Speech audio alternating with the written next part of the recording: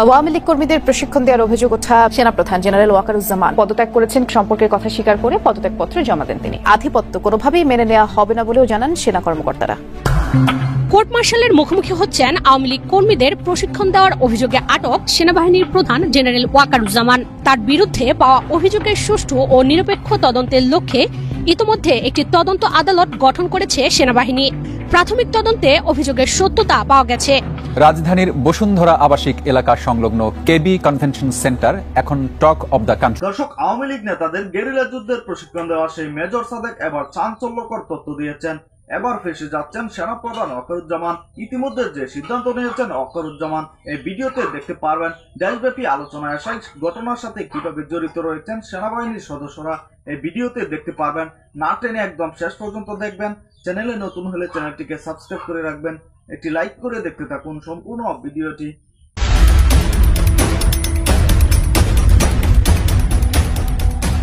স্বৈরতন্ত্রের অবসান ঘটলেও ষড়যন্ত্র এখনো থামেনি। এবার এক চাঞ্চল্যকর ষড়যন্ত্রের তথ্য ফাঁস করেছে দেশের গোয়েন্দা সংস্থাগুলো। সেনাবাহিনী নিশ্চিত করেছে আওয়ামী লীগকে পুনরায় ক্ষমতায় ফিরিয়ে আনার লক্ষ্যে গোপনে প্রশিক্ষণ দিচ্ছিলেন বাংলাদেশ সেনাবাহিনীর এক কর্মকর্তা মেজর সাদিকুল হক ওরফে মেজর সাদিক। সেনাবাহিনীর রামু ক্যান্টনমেন্টে কর্মরত এই কর্মকর্তা রাজধানীর বিভিন্ন এলাকায় গোপন প্রশিক্ষণ কার্যক্রম পরিচালনা করছিলেন দলটির বাছাই করা নেতাকর্মীদের নিয়ে। কিন্তু দেশপ্রেমিক সেনাবাহিনীর তৎপরতায় চক্রান্তের এই চাল ছিন্ন হয়ে যায় শুরুতেই। ঘটনার আনুষ্ঠানিক ঘোষণা আসে বৃহস্পতিবার ঢাকা সেনানিবাসে আয়োজিত এক প্রেস ব্রিফিংয়ে।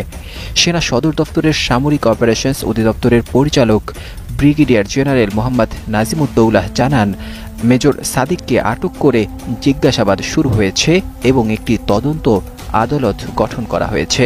মেজর সাদিককে নিয়ে আপনারা প্রশ্ন করেছেন, আমাদের নজরে এসছে। যদিও বিষয়টি তদন্তাধীন আছে, তারপরে আমি বলবো যে এরকম একটা ঘটনার কথা জানার পরে আর্মির হেফাজতেই সে আছে এবং তদন্ত চলমান আছে।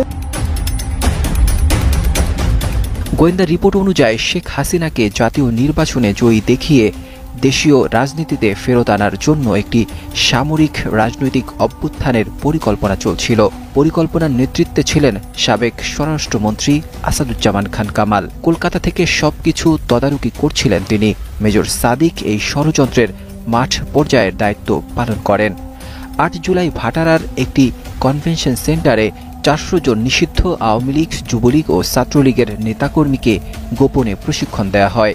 অংশগ্রহণকারীরা টোকেনের মাধ্যমে নির্বাচিত হয় এবং পুরো কার্যক্রম চলে ছায়ার নিচে। তবে ১২ জুলাই উত্তরা থেকে যুবলীগ নেতা সোহেল রানা এবং নিষিদ্ধ আওয়ামী লীগ নেত্রী শামীমা নাসরিন শম্পাকে গ্রেফতারের পর তদন্তের মোড় ঘুরে যায়। তাদের মুখোমুখি জিজ্ঞাসাবাদে উঠে আসে মেজর সাদিকের নাম এবং ১৭ জুলাই তাকে সেনা গোয়েন্দারা আটক করে। এরপর আরও বিস্ময়কর ঘটনা সামনে আসে। জানা যায় মেজর সাদিকের স্ত্রী সহকারী পুলিশ সুপার সুমাইয়া জাফরিনও এই চক্রান্তে সক্রিয় ছিলেন। তারা দুজনেই দীর্ঘদিন কর্মস্থলে অনুপস্থিত ছিলেন। গোয়েন্দা সংস্থাগুলোর তথ্যে প্রকাশ পায় তাদের সোজাসুজি যোগাযোগ ছিল সজীব ওয়াজেদ জয়ের সঙ্গে। এছাড়া এই ষড়যন্ত্রে জড়িত থাকার অভিযোগ উঠেছে পুলিশের সাবেক কমিশনার হাবিবুর রহমান, দিল্লিতে অবস্থানরত অতিরিক্ত আইজিপি মনিরুল ইসলাম এবং ডিজিএফআই এর সাবেক মহাপরিচালক অবসরপ্রাপ্ত লেফটেন্যান্ট জেনারেল মুজিবুর রহমানের বিরুদ্ধে। আইএসপিআরের দেওয়া এক প্রেস বিজ্ঞপ্তিতে জানানো হয়, প্রাথমিক তদন্তে অভিযোগের সত্যতা পাওয়া গেছে। তদন্ত শেষে আদালতের সুপারিশ অনুযায়ী ব্যবস্থা গ্রহণ করা হবে। এই ঘটনার জেরে দেশজুড়ে এখন পর্যন্ত আওয়ামী লীগ ও অঙ্গ সংগঠনের ২২ জন নেতাকর্মীকে গ্রেফতার করা হয়েছে। বিশ্লেষকদের মতে গণতন্ত্র বিনাশী চক্র এখনও সক্রিয় এবং তাদের মূল লক্ষ্য হল যে কোনো মূল্যে রাষ্ট্রীয় ক্ষমতা পুনরুদ্ধার করে স্বৈরাচারী শেখ হাসিনার হাতে তুলে দেয়া। জুলাই আগস্টের হত্যাযজ্ঞের মামলায় সাক্ষ্য গ্রহণের দিনে কারাগার থেকে ট্রাইব্যুনালে হাজির করা হয় সাবেক আইজিপি চৌধুরী আব্দুল আল মামুনকে। আসামি থেকে রাজসাক্ষী হওয়ার পর এটি তার প্রথম হাজিরা। হেলমেট, হাতকড়া, বুলেট প্রুফ জ্যাকেট ছাড়া এদিন তাকে অনেকটাই নির্ভার দেখা যায়। শেখ হাসিনা আসাদুজ্জামান খান কামালের বিরুদ্ধে সাক্ষ্য গ্রহণ শুরুর আগে সূচনা বক্তব্য দেন রাষ্ট্রের সর্বোচ্চ আইন কর্মকর্তা। বলেন, বিশ্বে স্বৈরাচারদের সমিতি করা হলে শেখ হাসিনা হতেন সেই সমিতির সভাপতি। আমরা ফ্রান্সিসকো ফ্রান্সের নাম। ট্রাইব্যুনালে তিনি বলেন, বিগত 15 বছরের গুম খুন এবং জুলাই আগস্টের মানবতাবিরোধী অপরাধের দায়ে ফ্যাসিস্ট শেখ হাসিনার বিচার এমনভাবে করতে হবে যেন মানব সভ্যতার ইতিহাসে নজির হয়ে থাকে। একটি ন্যায় বিচার প্রতিষ্ঠা করতে যে এতগুলো মানুষের মৃত্যুর মধ্য দিয়ে যে বাংলাদেশ আমরা পেয়েছি, সেই বাংলাদেশ গড়ার জন্য, আগামী বাংলাদেশ গড়ার জন্য আমরা যদি সাক্ষ্য প্রমাণ উপস্থাপন করতে পারি, আপনারা ন্যায় বিচার করবেন এবং রাষ্ট্রের পক্ষ থেকে আমরা সেটা সবসময় দাবি জানাবো। আইনি কাঠামোর মধ্যে শেখ হাসিনা সহ আসামিদের সর্বোচ্চ সাজা চান অ্যাটর্নি জেনারেল, তবে সেটি ব্রিটিশ রাজনীতিবিদ ও সামরিক নেতা অলিভার ক্রমওয়েলের মতো নয়। আমরা চাই শেখ হাসিনাও ন্যায় বিচার পাক।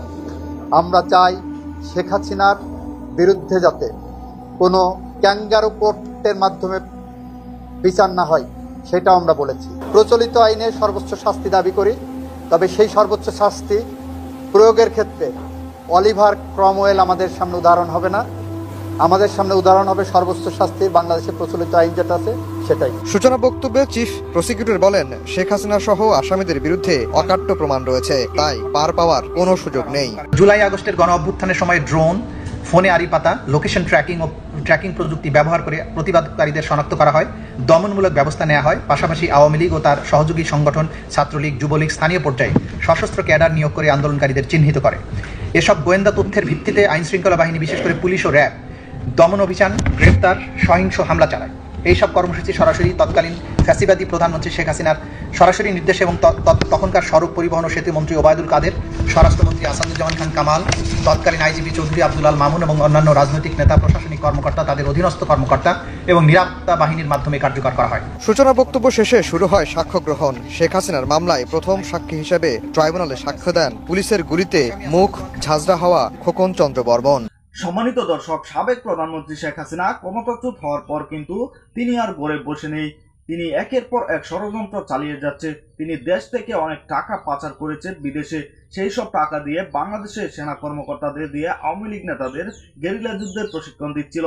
এর দায়িত্ব ছিল একজন মেজরের কাছে। সেই মেজর এবার ধরা খেয়েছে। তার সাথে আরো কারা কারা জড়িত আছে এ বিষয়েও তদন্ত চলছে। দর্শক, আপনারা এই ভিডিওতে দেখেছেন কারা কারা জড়িত, এমনকি এ ঘটনার সাথে কিভাবে সংশ্লিষ্টতা রয়েছে সেনা প্রধানের। দর্শক, এ নিয়ে কিন্তু আলোচনা হচ্ছে। দর্শক, এ বিষয়ে আপনাদের মূল্যবান মতামত অবশ্যই কমেন্টে জানাবেন এবং পরবর্তী ভিডিওগুলো সবার আগে পেতে চ্যানেলটিকে এখনই সাবস্ক্রাইব করে রাখুন। আসসালামু আলাইকুম।